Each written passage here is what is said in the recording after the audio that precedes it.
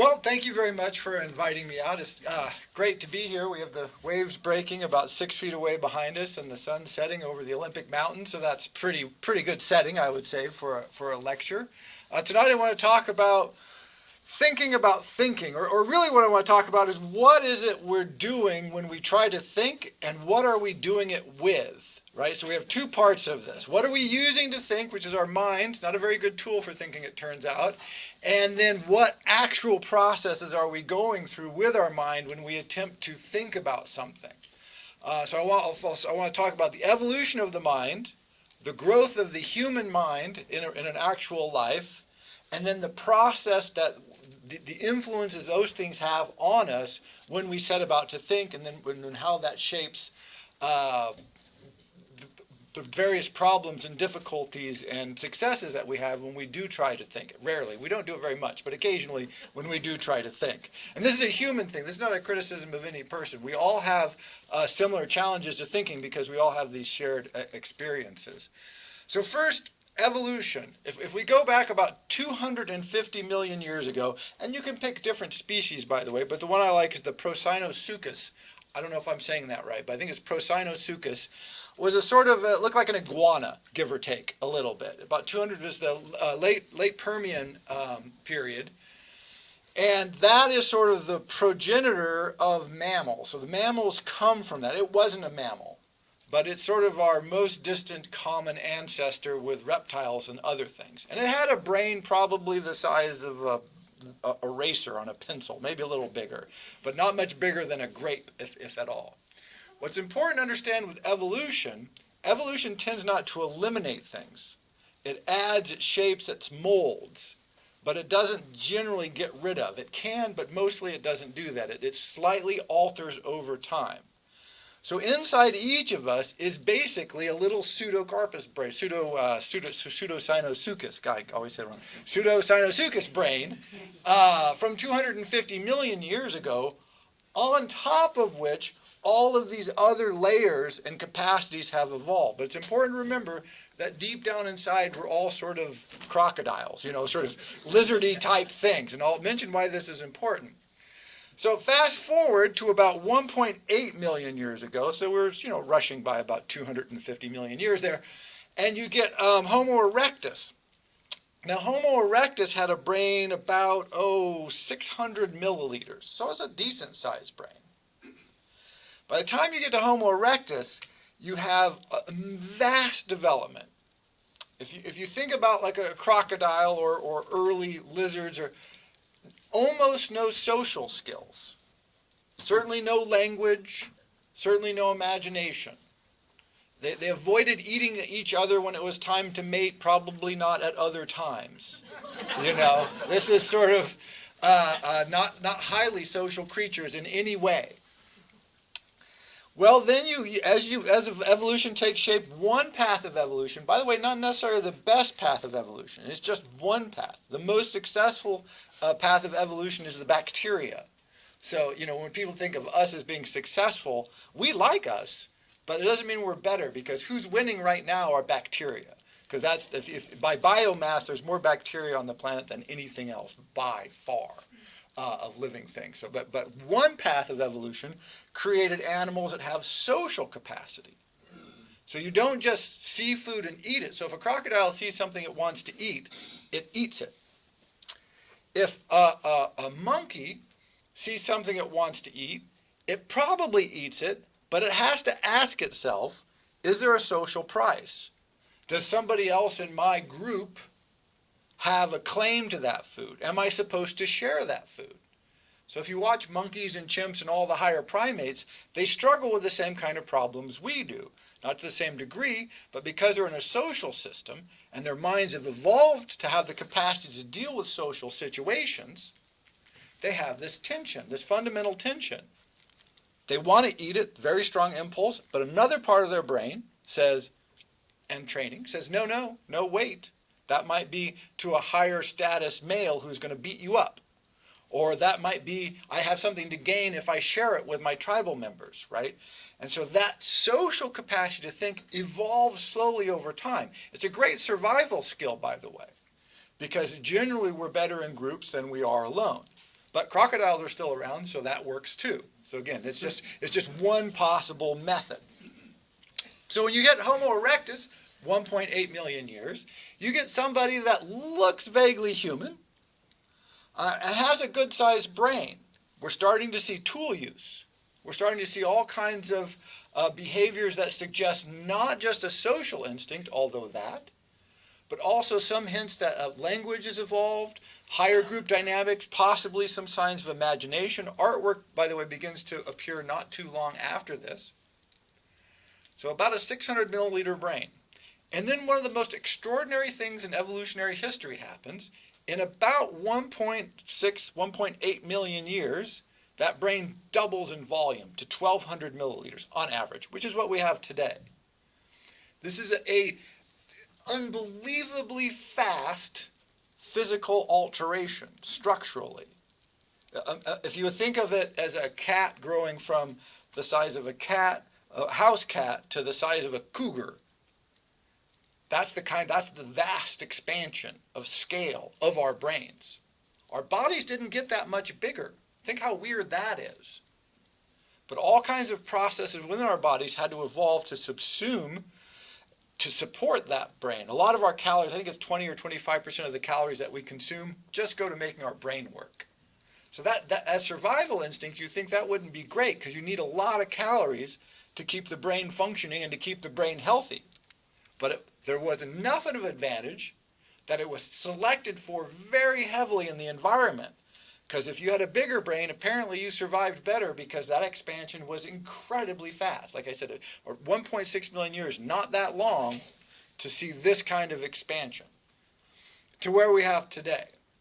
Now what you get, and the analogy I like to use is if you think about our brains today, very social, we have language, we have culture, we have all of this. And it introduces these fundamental conflicts. So again, think of food. So we've all had this problem when we were kids. Maybe we have this now as adults. But there's a cookie. You're probably not supposed to eat the cookie, but you want the cookie. The crocodile eats the cookie 100 times out of 100. Always eats the cookie. The higher primate will look at the cookie and probably go, yes, no, maybe, probably eat the cookie, maybe won't eat the cookie in some extreme circumstances. By the time you get to us, with our thinking apparatus, we have to process that and go, if I eat the cookie, I could get in trouble. It might be worth eating the cookie. I might be able to lie my way out of eating the cookie. This is a brilliant development, by the way, the capacity to mislead and lie, which they think now that some of the higher primates have in a limited degree. But nothing like us. We lie with the best of them, Nobody can lie like humans.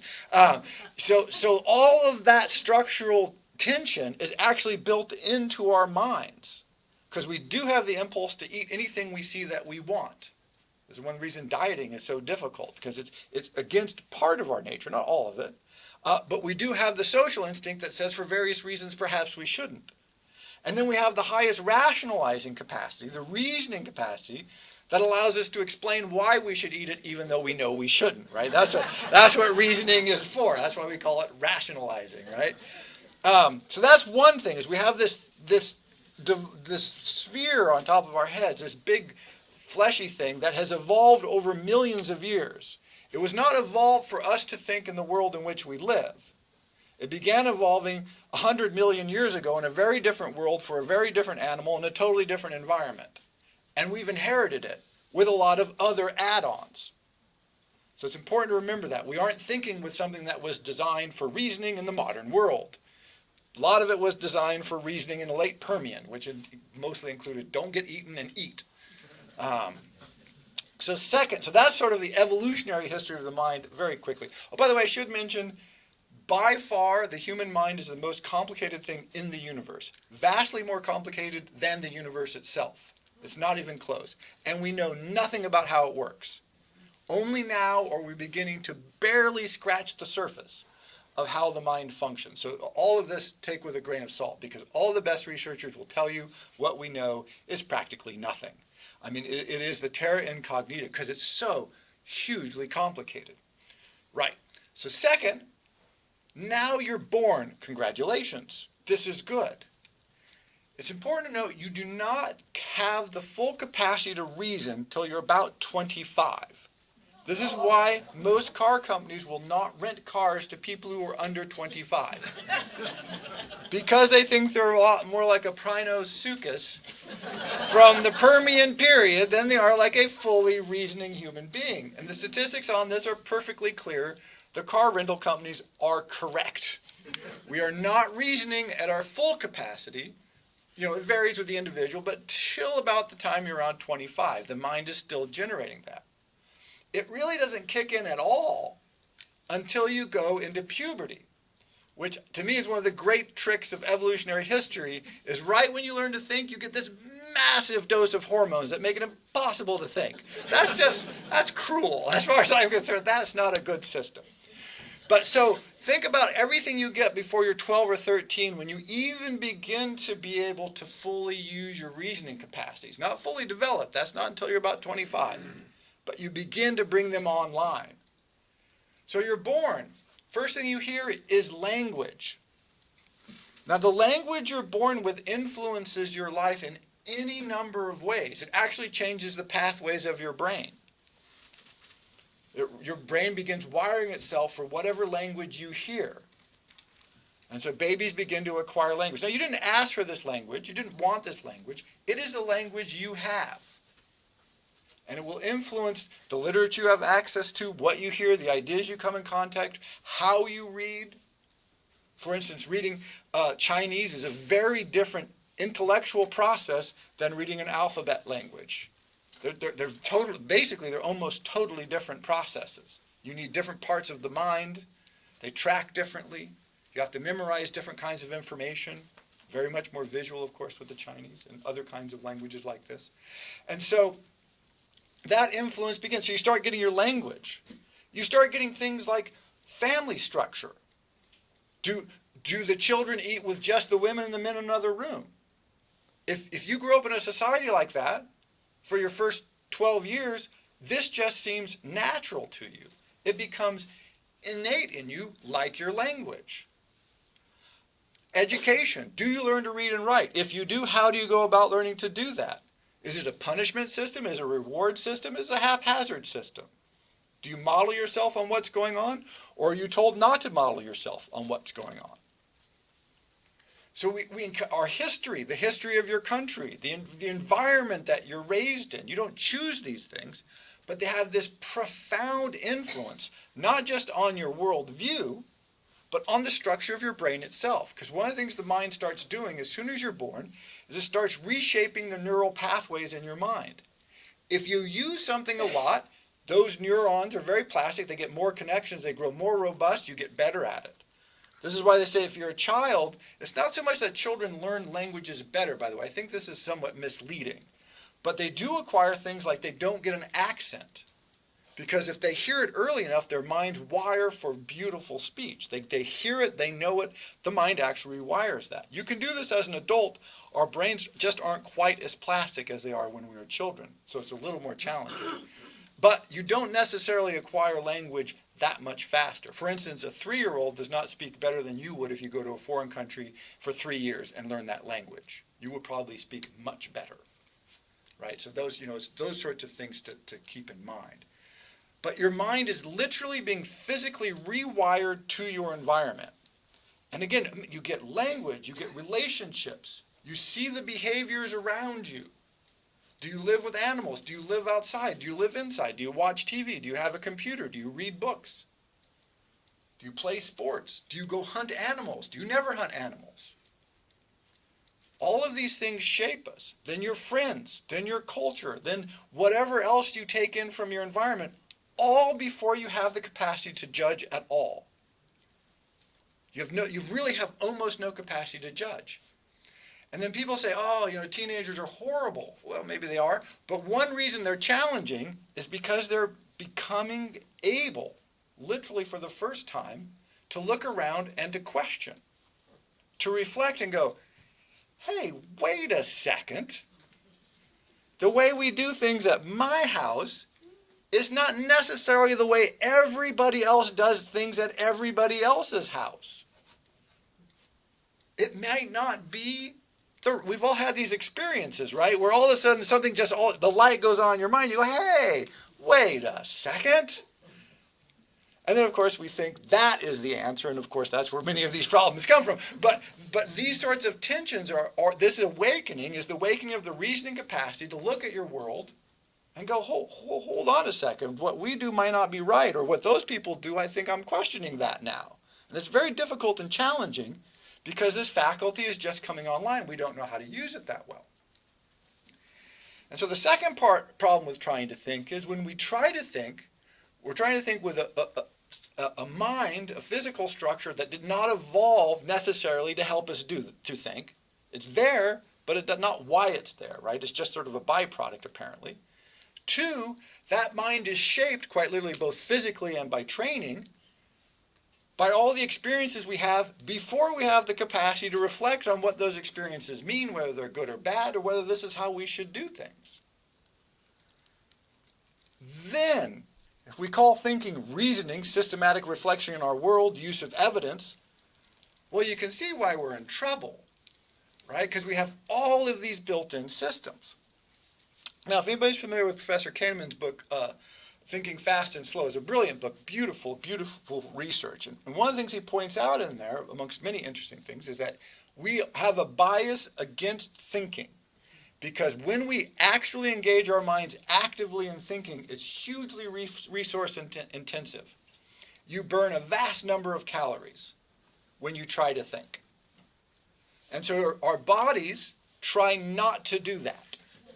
They try, no, seriously, I mean, it sounds like a joke, but it's true. We try to avoid thinking because it's calorie intensive, just like we try to avoid getting up and walking across the room, right? Hey, if somebody else is up, will you get me a glass of water? Because it's too hard to get up and get a glass of water ourselves. It's not that hard, it's just if we don't have to, we won't. This is a very strong survival skill. If you were back in the late Permian and you just ran around burning calories for no reason all the time, chances are you died. That's a bad survival skill. There's a lot of evidence that if you've ever done exercise and you feel your muscles weakening and you feel that they call lactic acid buildup and all that, a lot of modern research suggests this is all a lie. Your body is actually lying to you. It's a protective mechanism. And you're only about half as tired as you could be. But when you've used about half of your capacity, the body says, well, that's it. We don't want you to burn anymore, so we'll send all these are false signals, by the way. They aren't true. You're exhausted, you can't run anymore. Stop. And you'll feel it. And so this is why athletes and all these people will talk about the fact that, you've got to get through the pain barrier. If you can get through the pain barrier, you'll be okay for a while. It's because the first thing the body does is say, oh, well, we're exhausted, can't go another step. That's a total lie. Your body is misleading you because it's a survival instinct. You don't want to burn calories unless you have to. If you start burning calories, you certainly don't want to burn more than, up to a certain point of exhaustion, because anything past that, we've evolved to learn that now you die. If anything unexpected happens, now you might die, right? So this is bad. And so our bodies are programmed to avoid thinking. The great example of this, people know William James, probably the greatest American philosopher. He's certainly almost our only philosopher that has any kind of world recognition. And he was turn of the century, 1900s, brother of Henry James, brilliant novelist. He points out that most of what we call thinking is really an attempt to maintain stasis. We don't want to think about things. We want to react automatically to things and avoid having to think. This is our normal process. The only time we really want to think is when we have a conflict. We see a conflict as threat. So if I believe something is true, and I get evidence that suggests it's not true, my first response is to say, I don't see that evidence. In fact, that's exactly what you'll have, is you won't realize it's there. If people know the Robert Frost poem, Two Roads Diverge in a Wood, and I took the one last traveled by, I love this poem, not because it's a great poem, it's a fine poem, but because in it he says, I took the road less traveled, the roads were the same, and anyway, both roads were equally covered in leaves that morning that no step had trodden black, and turned in the undergrowth where I couldn't see where they went. So he says, they're the same, they're different, and I couldn't see them in the same poem. When my students read this, and he said, Indra, I took the one less traveled by, and I'll be telling this with a sigh, age and age's hints, I took the road less traveled by, and that has made all the difference. And they almost invariably say, oh, he took the less traveled road, that was good, that made the difference. And I say, well, what about those lines where it says they were the same, and the lines that it says he couldn't see them? They don't read those. Quite literally, it's only like a 16-line poem, but they actually do not, I mean, they see them on the page, but because they think the poem is about the joys of taking the road less traveled, they literally do not process that information. Their minds suppress this. And this is one of the things that Kahneman, he has chapter after chapter of this in his book, Thinking Fast and Slow, about how active our mind is at filtering information. One thing, so everybody's driven someplace, arrived there, and then not noticed they've driven there, right? If you drive from here to the grocery store, you'll get there and you go, how did I get here? Right? We don't remember, right? Everybody's had this experience, yeah? We don't remember because our minds have filtered that all out. You're driving fine, but you don't need to think about it, so just relax. Don't burn any calories. Life is good. You don't need to pay attention. So, and by the way, this is necessary because we're in such rich environments, getting so much stimulus that if we paid attention to it all, we'd go crazy. In fact, if you think about when you learn to drive, this is the problem. You think everything is a threat. You're like, look at him, hold on, you don't know what's going on, and so you're just nervous and panic, and you grip the wheel. You're like, and now you drive to town with one hand, playing with the radio, talking on the phone, and you don't even know how you got there, right? This is the complete change. Your mind has taken on all of this. It knows what information to filter out so you don't have to pay attention, so you can get along with important things that you're trying to do, which we mostly do autonomously. We don't think about it. We do it automatically.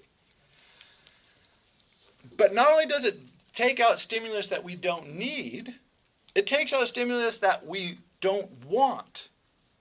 It actively filters, just like the Robert Frost poem. If I know what the poem means, when I read it, I will not see, literally, not figuratively, but I literally will not read the lines that tell me information I don't want.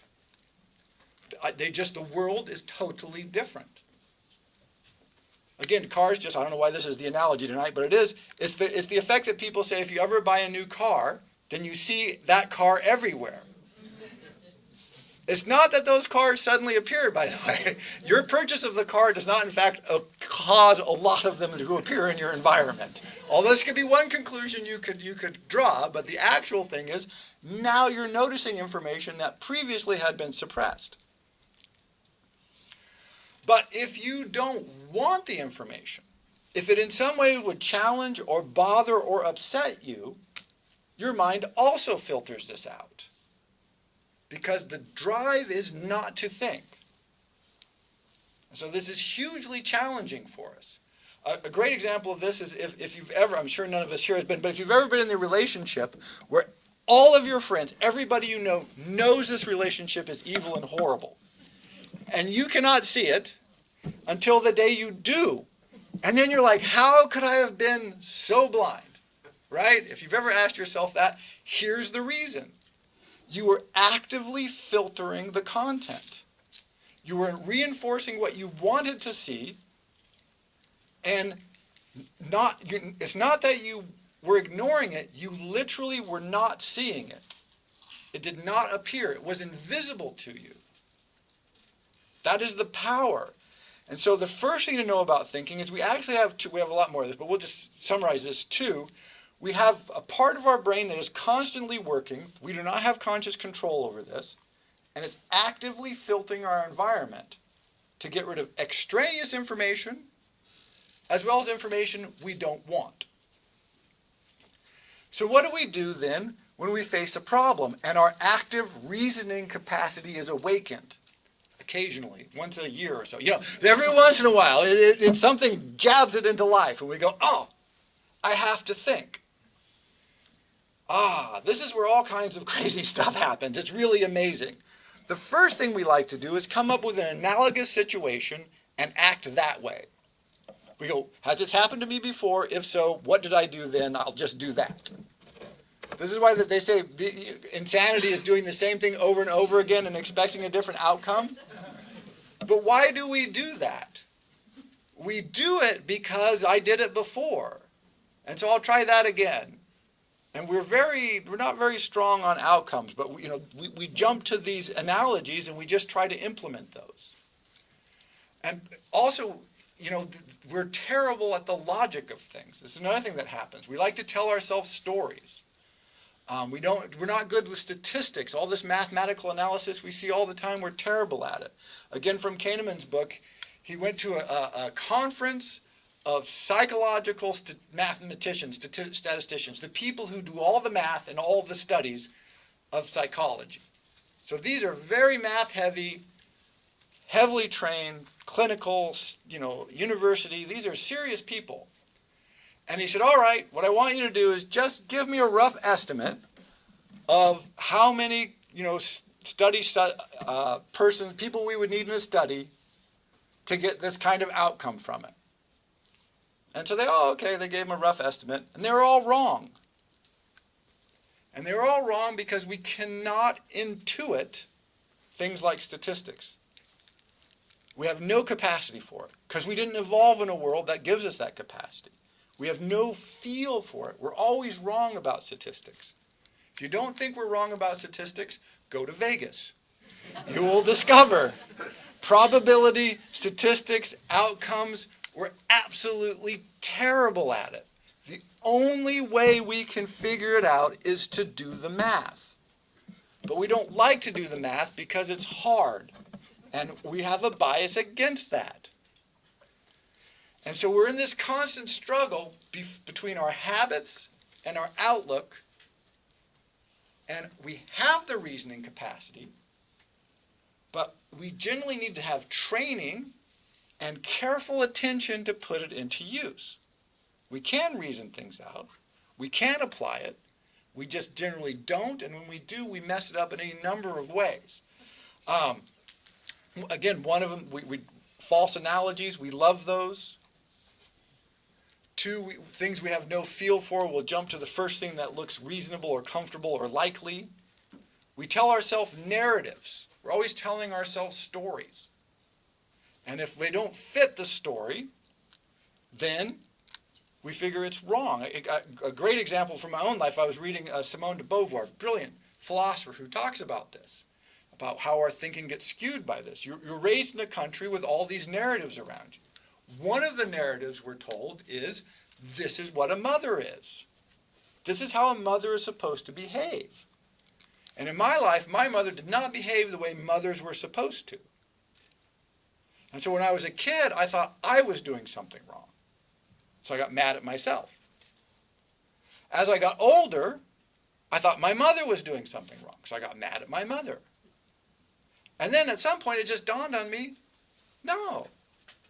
It's the narrative that's wrong. She's a perfectly wonderful, capable, amazing, impressive human being, but she just doesn't fit the narrative. And that what threw me off for, about 25 years.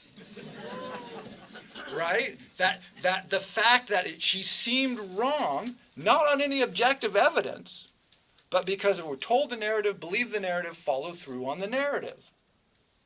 If I get dissonance with the narrative, well, then I assume that it's whatever caused the dissonance is wrong. Because my mother was creating dissonance, she must be wrong.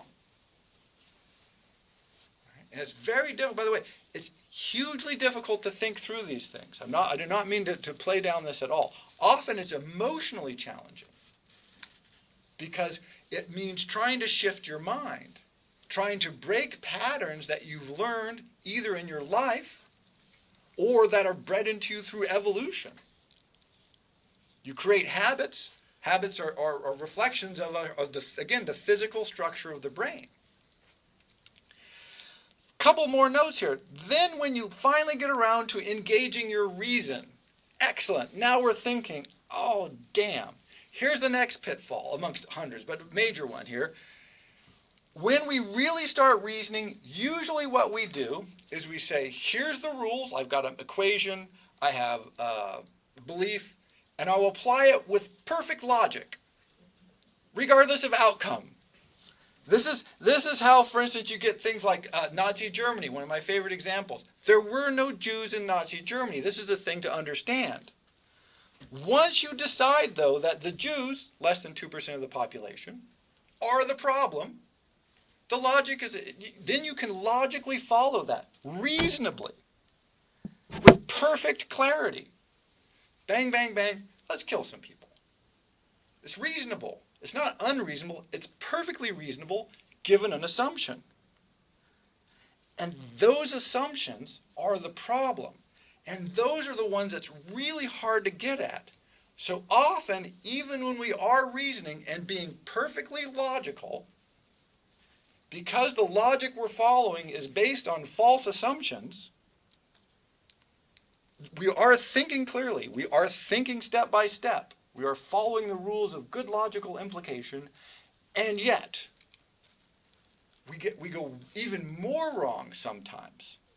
There's a famous experiment that they've run a bunch of these, but where they set people up in a little test environment. They put them on teams, and they said, okay, you want to help this small African village, and they have all these problems. And we're going to give you rounds. And you can have the people work to grow more food or to dig wells or to dig canals or whatever it is you want them to do. And then we'll figure out how that goes and we'll give you feedback and then you could go along. Almost invariably, something like this would happen. They would go out and they say, okay, we decide we're going to dig a canal to bring more water into the village so that more people will be fed. What could be better? Excellent. So they start digging in the canal.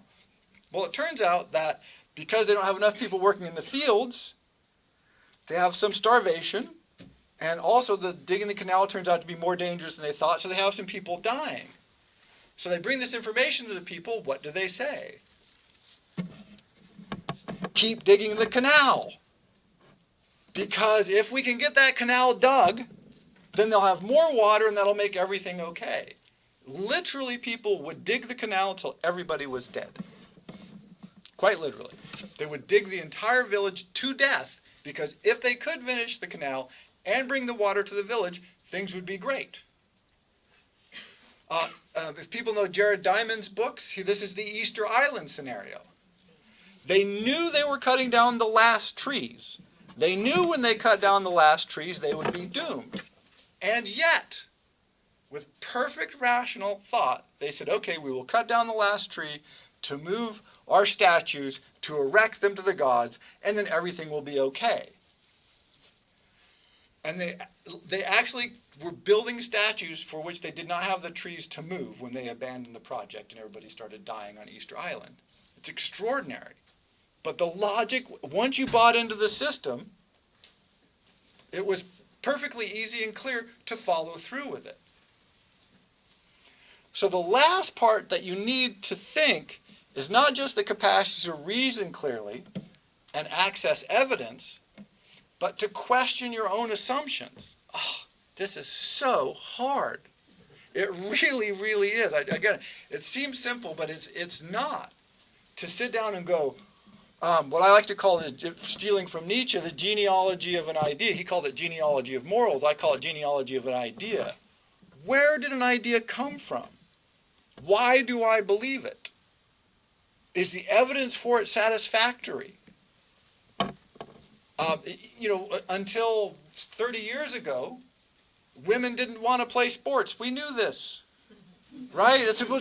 Nothing was clearer than the fact that women did not want to play sports.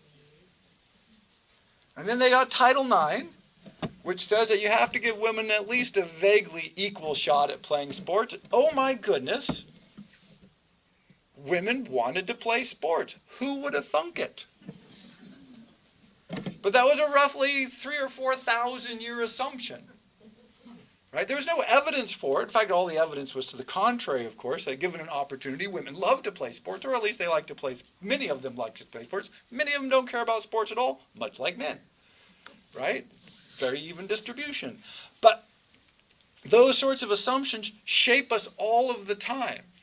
Since we're near Seattle, everybody's clear that the traffic in Seattle is somewhat suspect, right? Lots of traffic in Seattle. And until very recently, and pretty much even now, the consistent thought is, let's build more roads. In LA, there's a freeway that is a mile from side to side that is jammed with traffic every single day. It turns out that it is impossible. Traffic engineers will tell you this. In many instances, like most major cities, it is impossible to build your way out of traffic jams. It cannot be done. And the reasoning is clear, and they've run all of the experiments, is people do not care how far they drive, they care how long it takes them to drive there. So if you increase the capacity to carry cars, people move further away. Because they say in their minds, I want to drive 10 minutes. Well, if 10 minutes is 5 miles, they move 5 miles. If 10 minutes is 10 miles, they move 10 miles. If 10 minutes is a mile, they try to move right next door to wherever they're trying to go. Whatever the minutes are, I don't know. They have a chart of the sort of the flow of how far people are willing to drive. And so you build more roads, people move further out.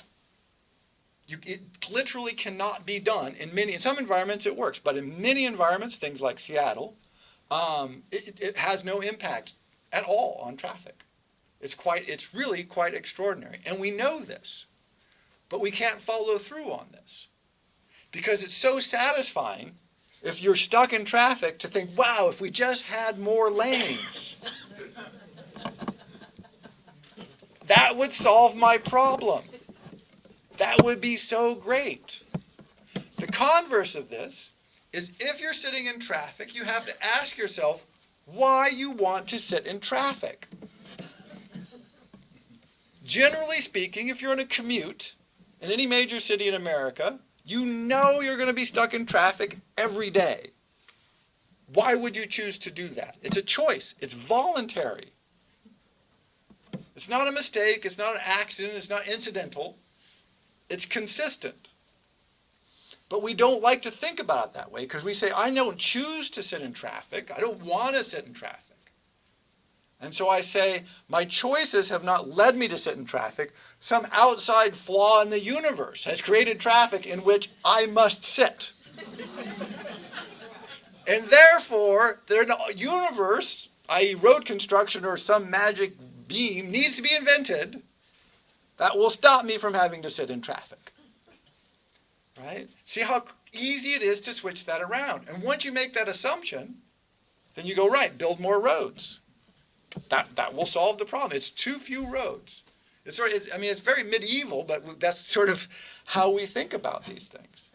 And it's difficult to think our way out of them because such a clear pattern. We used to build roads. They carry cars. They'll carry more cars. Well, some cities, by the way, have begun experimenting with narrowing roads and eliminating the lanes to reduce traffic, which is totally counterintuitive. But if you make it a pain in the ass to drive, then people don't do it. Right? So you see, it's weird. And so we often know things, but we have a very difficult time putting them into practice because they run counter to all of our experience, our habits, our world outlook. And it challenges us. Another example from the real world. So starvation, people hunger, lack of food in the world. No lack of food in the world. Our world is absolutely, amazingly, astoundingly, overwhelmingly filled with food. We have more food than we know what to do with. In the developed world, roughly half the food gets thrown away. In the developing world, roughly half the food rots before it gets to the consumer. And we still have more food than we need. Our food systems are extraordinarily, amazingly inefficient. And yet our response is, we need more food. people don't starve for lack of food. Well, they do in the immediacy, but they don't have the food for reasons that have nothing to do with world food production, because we've got lots, huge, superabundance. But we can't, but it's so hard for us to conceptualize that we think, well, we need more food. And if we have more food, something good will happen. Like people who are starving will have access to it, which is not true. Not true at all. But it sounds good, and so we go for it. Right? Let's up production. We need more production. Right? And it shapes all kinds of things. So when you see those endless wheat fields of Kansas, that looks like it is a lot of food production. It's an incredible amount of food production. But it really doesn't help people in Africa or in Asia where they might be starving. By the way, most people starve because of political, social unrest, civil wars, military problems, government decisions. There's a sort of famous-ish study that says no even quasi-democracy has ever had a widespread famine. And it seems so far to be true. Let's hope it stays true. Because it's a strong implication that if you have to listen to the people at all, you don't let them starve. And that's generally true. It's almost always a political or military problem, not a food systems problem. Although occasionally environmental things will have that happen. But when we look at the world, we think, oh, not enough food for those people, let's get some more food. Not enough room for my car on the highway, let's get some more room. It's very simple, very obvious, often totally and completely wrong. And it misleads us systematically. You'll see this, of course, a lot as we go into the election season. This is one of the problems that we have with political communication, is if you only accept certain kinds of information, and then you reason from that information, it's not that you don't have evidence, you do have evidence. It's not that you aren't using logic, you may very well be using logic. It's just that you've selected your information to produce a worldview that looks completely and totally different from your neighbor's worldview. And they can't be communicated because the assumptions that you operate from are generally unspoken and certainly unquestionable. And when they are questioned, that gets everybody's feathers in an uproar because we don't like this. By the way, this visceral response is your evolutionary training. It is your body saying, if you have to start thinking about this, you're going to burn a whole lot of calories. And it will be painful and unpleasant. Don't do that. Push off the dissonance. Reinforce the harmony. My logic of the world makes sense. By the way, I love conspiracy theories for this reason. I think they're the most beautifully elegant and preposterous things. But what conspiracy theories do is allow you to construct a simple, comprehensive worldview with very few assumptions, which then explains everything. Which is convenient and comforting and wrong, but still highly functional in the sense that it saves you from having to think about all kinds of things. By the way, the counterpart to Kahneman's book, Thinking Fast and Slow, was the book by Malcolm Gladwell called Blink. If you're familiar with this book, it's utter crap, totally misleading, and he falsified about half the evidence. That was a huge bestseller because it told us what we wanted to hear. No dissonance. Friendly, happy, just blink and think and good things will happen, which is just totally nonsensical. I mean, if you have the opportunity to think, all the evidence suggests careful reflection and analysis of the evidence produces, on average, which is the best we can do, vastly superior results. Not thinking, the power of not thinking is not very great. Let's put it that way. Professor Kahneman's book, based on the research of hundreds of scientists, he's a Nobel Prize-winning economist and psychoanalytic economist, something like that. Anyway, Nobel Prize, lots of researchers, lots of prizes, billions of dollars of research at all the major universities all over the world, hugely documented. Didn't sell half, 1/10, 1/100th of the number of copies of Gladwell's Blink. Because not so comforting, not so helpful, a little more complicated, vastly more nuanced. And we go, oh, well, that's nice, but it's really long, and I don't want to read that. This nice short book that has cute stories. I like stories. Tell me the stories that make me feel good. Right? And then we fall for the stories every single time. And we love them, and they tell us we're happy. And then the part of our brain that filters things is happy because we don't have to engage our analytical thinking. And we certainly don't have to question any of our fundamental assumptions. And that is really the challenge. If you do stop and try to question them, by the way, this is an exercise I really recommend people do. It's challenging. It is difficult. I will admit this. No question about it. Is to write down 3 or 4 of your most fundamental beliefs. These things I hold to be true, and then go at them with an axe. Just absolutely assault them. Ask yourself, well, where did I pick this up? Did I learn this in school? Because I know everything I learned in school was accurate. Did my parents teach me it? Because I know everything my parents taught me is true. Maybe my neighbors. Maybe I learned it on TV. Everything on TV or the internet, everything on the internet's accurate, so that's good.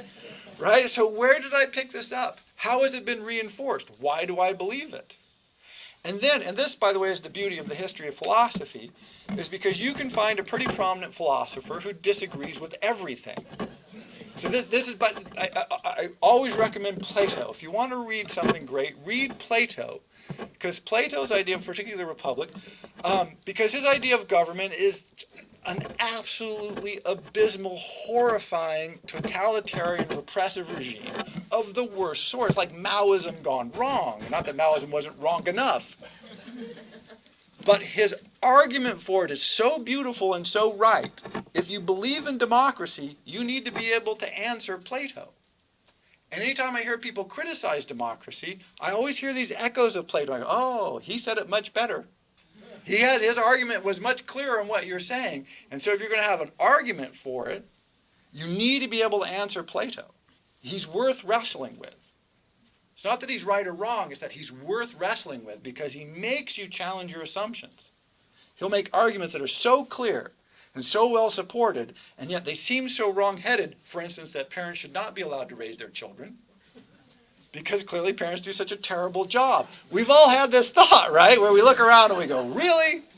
You need a license to drive a car, but you can just have kids willy-nilly. That idea is not new. This goes way back. Plato looked at that. There should only be one philosopher, Plato. We shouldn't allow music, or we should have a lot of restrictions on music because it's bad. It makes people think crazy thoughts. And so when you look at philosophical history, what you do is you can find somebody who assaults every one of your fundamental principles, but does it with power, with logic, with evidence, and you have to go, ooh. Now, boy, I better stop and think about that. So, for instance, in the United States, all men are created equal, which is preposterous and wrong. Nothing could be clearer than that all men are not created equal. And yet they keep telling us this. I don't know why. Believe in everybody's equal. Really? Is that true? Because I'm not going to be able to play in the NBA. Can't jump, can't run, can't shoot. Can't dribble a basketball. Right? Even if I practice, let's face it, I'm not going to be that good. So, am I equal? I'm different. I might be differently good. You might be differently good. Equal? Ooh, that's a very high bar. It's a very suspicious claim. We have good reasons to assault that.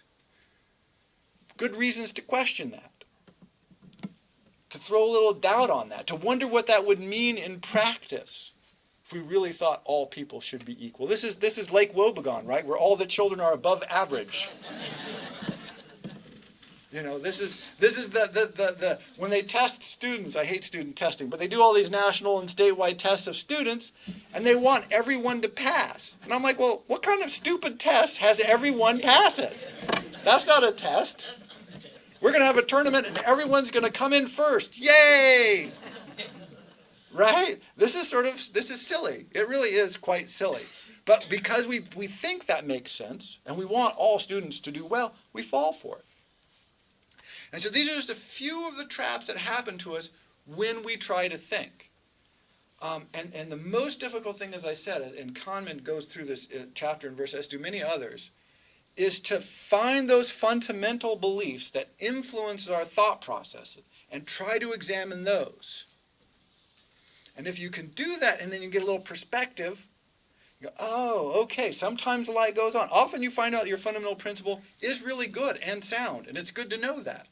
So you can kind of set that aside and go, there it is. I read a novel once, I can never remember which one it is, where a guy had a safety deposit box, and in it he kept slips of paper in which he had written things he was sure were true. And he kept them in a safety deposit box. Here, I know that's true, and he kept them in there. And then periodically he'd go through them and find out that half weren't true. And he'd take them out and he'd put it back. I thought it was hilarious, right? So it's good to have these ideas. And by the way, we can't function without them. We would be totally disabled if we were in a world where we had to constantly evaluate all of our fundamental beliefs and all of our habits. We wouldn't be able to function. And so this is the other part of thinking. To function effectively, we actually have to not think about almost anything, almost any of the time. It's weirdly true. It's only occasionally can we stop and think about a few really important things for a little slice of time. By the way, if you can concentrate for more than an hour, you are highly trained. That's usually about the maximum the average person can concentrate at all. If you concentrate really hard for an hour, you will be exhausted.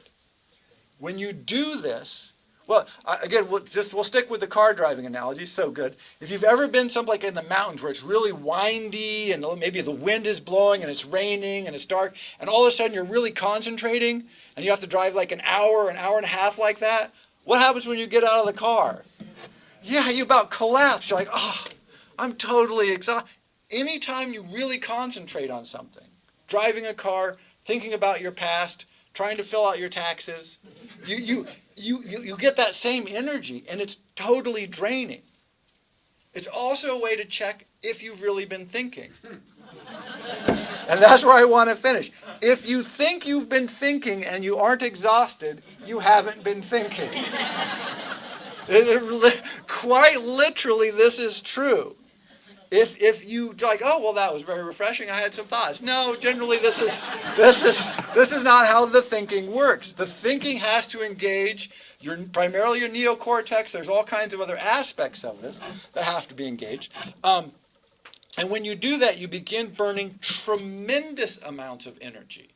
So much so that you will be physically exhausted. And anytime, again, college is the great example where they give you these hugely stressful tests. And you've been studying already for them, and you sit down, and after you finish them, you're just exhausted. Because, boy, then you were thinking. You were thinking hard. You were focused. And the last note on this, it is also learnable. It's a learnable, trainable process. You can learn to carefully evaluate and analyze evidence as a habit. It's still exhausting. But it is possible. We can do it. Humans can acquire this capacity.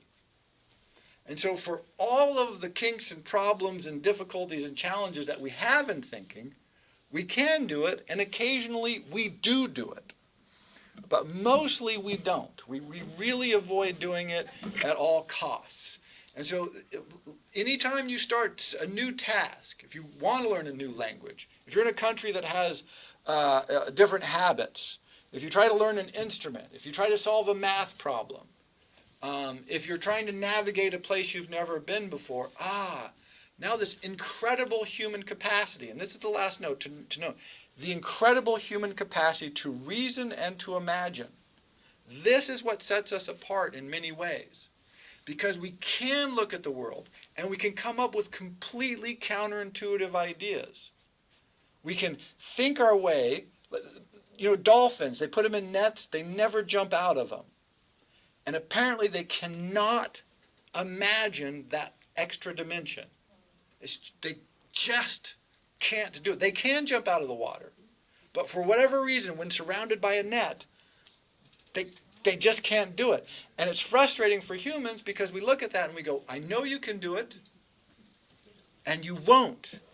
Humans can, although we often don't. We can jump over the net.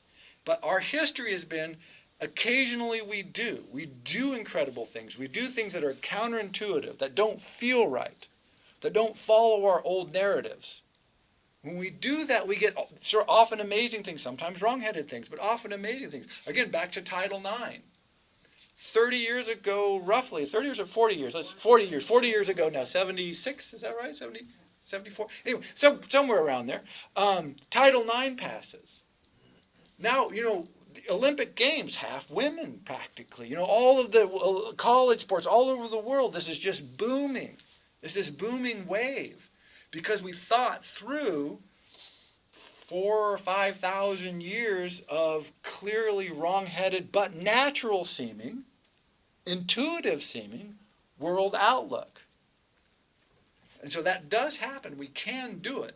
It's just really hard. And so when you have a problem, or if you're faced with a decision, you know, best I can say is really sit down, take notes. By the way, paper, very helpful. Lists, evidence, for and con, major assumptions, are those good assumptions? And really try to think about it. Because you can do it, but it almost never happens by accident. So there you go. Thank you. That is thinking. We're thinking about thinking.